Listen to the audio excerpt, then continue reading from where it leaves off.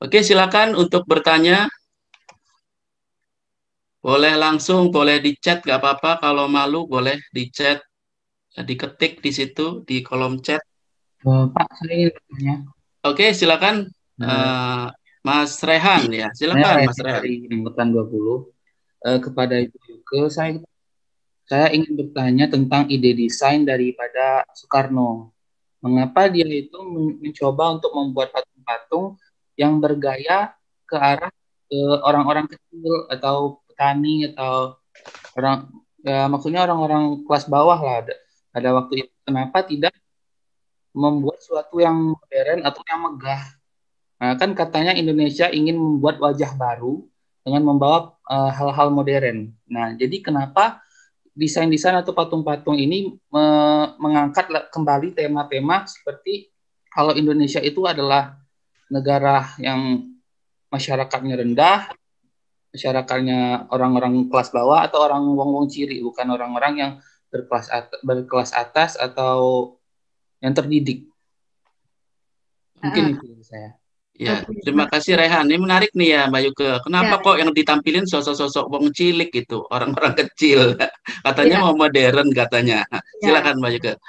Jadi gini, ada debatable seperti itu. Tapi kembali saya selalu bilang bahwa kalau saya nggak punya arsip, saya nggak mau ngomong. Tapi saya punya arsipnya. Saya punya Iya. arsip.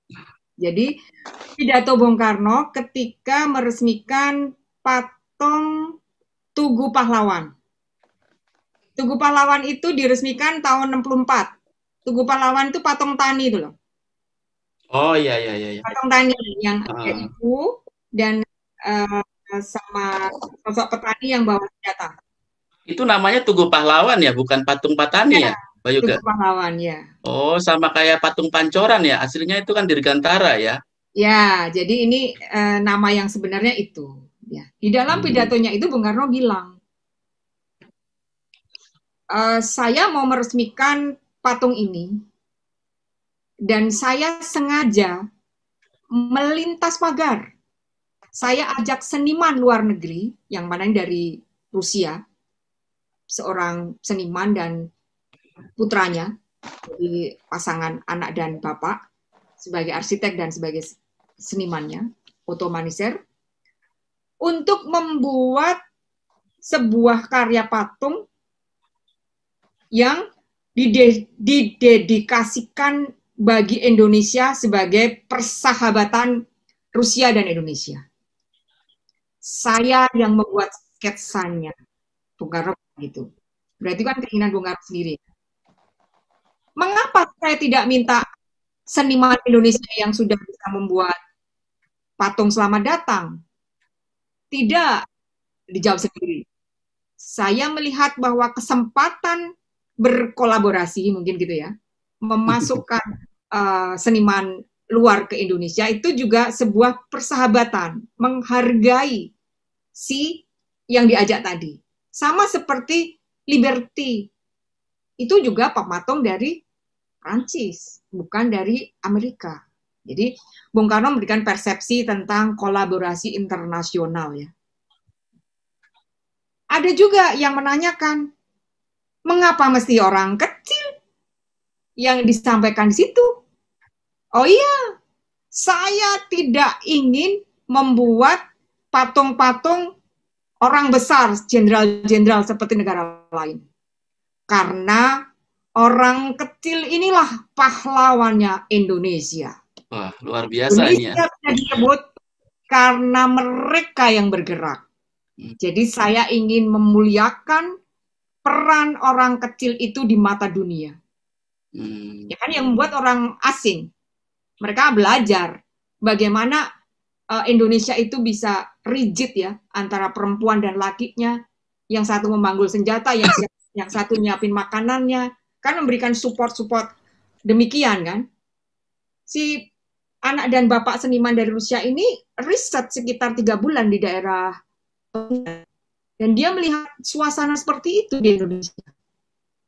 Jadi jangan salah, kerja sebagai petani orang kecil itu sungguh mulia karena itu tidak bisa dihitung jam dan waktunya. setiap harinya kepikiran bagaimana mengolah tanah, bagaimana dia memelihara kambing dan kerbonya dan segala macam. Jadi itu sebuah pengabdian yang tiada akhir dari orang Indonesia yang layak untuk disajikan di mata dunia. Ini luar biasa Mbak Yuke ya. Ini Bung Karno apa ya, sosok yang memiliki keberpihakan terhadap masyarakat kecil di sini gitu ya. Nah, ini memang tidak jauh juga dari prinsip agama ya. Jadi melindungi orang-orang yang kecil, orang-orang yang lemah gitu. Sampai dalam hal patung, sosok-sosok itu juga yang ditampilkan relief-relief itu adalah sosok-sosok orang-orang kecil di situ ya. Nah, itu menarik juga ya tadi Bung Karno mengatakan bahwa saya tidak ingin menampilkan sosok patung orang-orang besar seperti ada di luar negeri. Mungkin kalau Bung Karno hidup di zaman sekarang, Bung Karno juga nggak pingin kali ya sosoknya dibikin patung ya Mbak Yuke. Iya, bisa. Gimana Mbak Yuke? Tapi kalau kehadiran Bung Karno ini kan lebih kepada pengingat ya. Pengingat ya, oke. Pengingat bahwa pernah punya bapak bangsa yang seperti itu. Iya. Oke. Jadi ini menarik ya. Jadi konsep keberpihakan terhadap masyarakat kecil ini diwujudkan melalui patung-patung ataupun relief-relief. Dan memang sejatinya nih zaman sekarang ini Mbak Yuke ya, memang ekonomi Indonesia ini ditopang oleh UMKM ya. Jadi orang-orang masyarakat kecil, bukan industri yang besar-besar itu gitu. Dia hanya menyumbangkan berapa persen aja dibanding UMKM ya. Dan ini sebagai pengingat juga bagi kita di situ ya. Makanya di Sarinah itu ditampilkan sosok orang kecil, di mana orang kecil itu yang memberikan sumbangsi yang begitu besar terhadap bangsa dan negara ini. Gitu. Oke, buat teman-teman yang lainnya mungkin ada pertanyaan lagi, silakan. Boleh bertanya secara langsung ya, seperti Mas Rehan tadi, atau di chat juga boleh. Silakan. Ada pertanyaan? Mungkin Mas Herman di sini ada Mas Herman? Halo Mas Herman? Silakan bertanya tentang seluk-beluk arsitektur. Oke, sebelum ada pertanyaan yang lain, mungkin saya sambil nanya ke Mbak Yuke nih ya. Dulu kan secara arsitektur ya, kita berusaha untuk menjadi Indonesia gitu ya. Jadi arsitektur Indonesia ini menurut pandangan saya ya Mbak Yuke ya, nggak tahu benar atau salah. Arsitektur Indonesia itu bukan arsitektur bergaya Bali atau arsitektur bergaya rumah gadang ataupun joglo gitu. Kalau style seperti itu adalah kalau menurut saya itu bagian dari Indonesia, bukan arsitektur Indonesia gitu ya. Nah, lalu bagaimana sebenarnya arsitektur Indonesia itu yang sebenarnya tidak Bali, tidak Padang, bahkan tidak Arab gitu ya.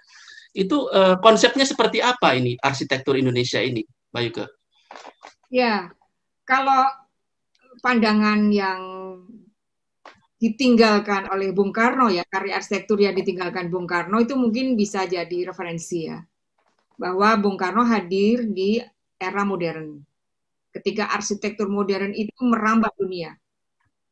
Jadi ada gerakan setelah Perang Dunia itu bagaimana merancang arsitektur dengan diutamakan fungsinya.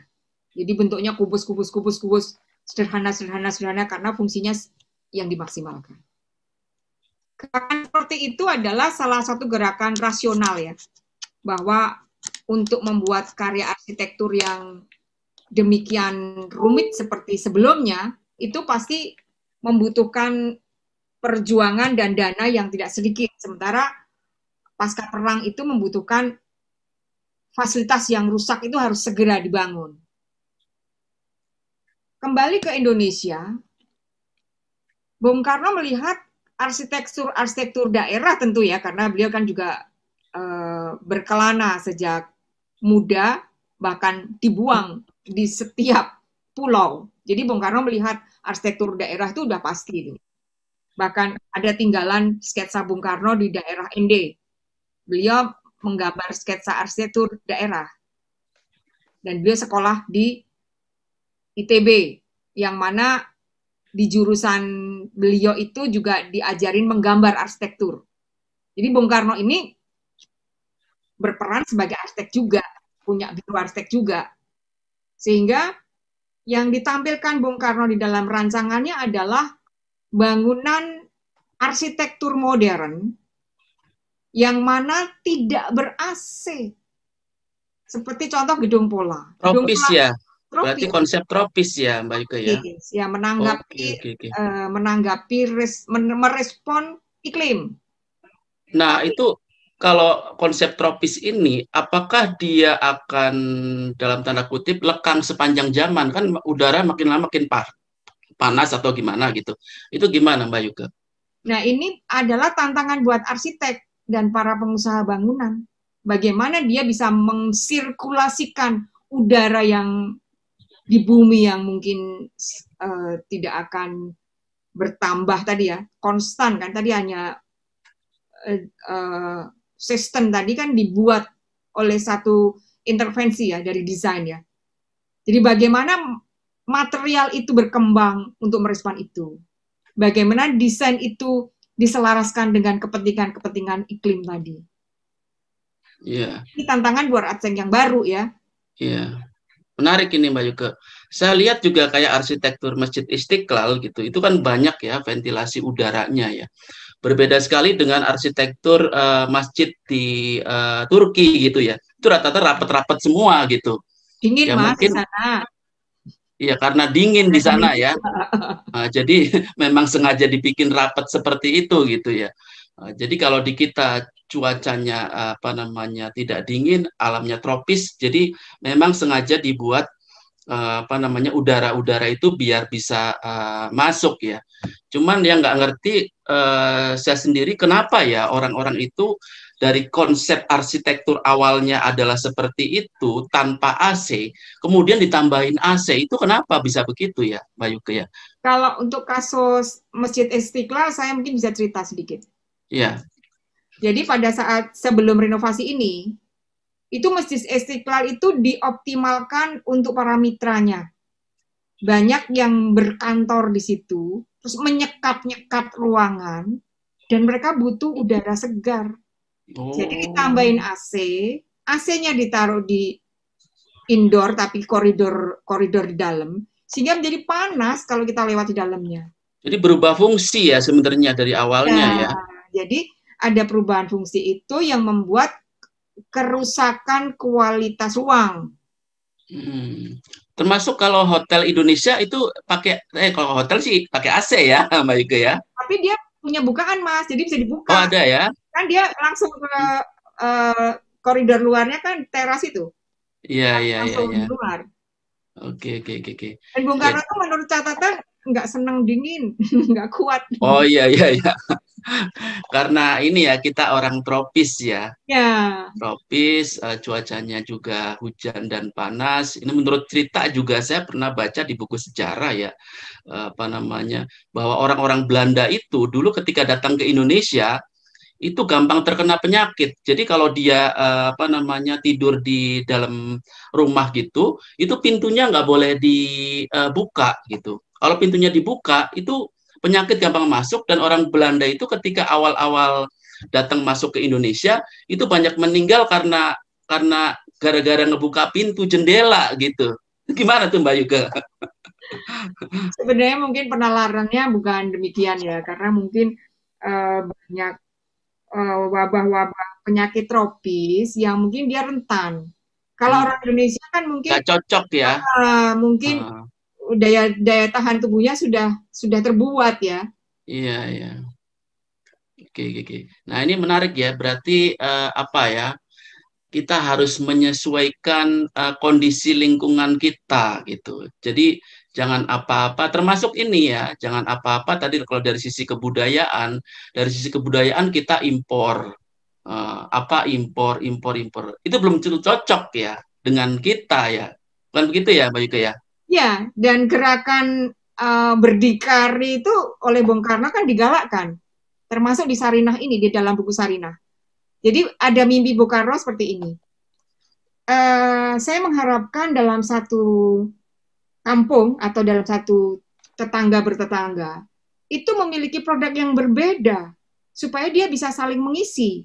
Yang satu jualan minuman, satu jualan makanan, satu jualan pakaian, satu mungkin ngasih kursus yang lain.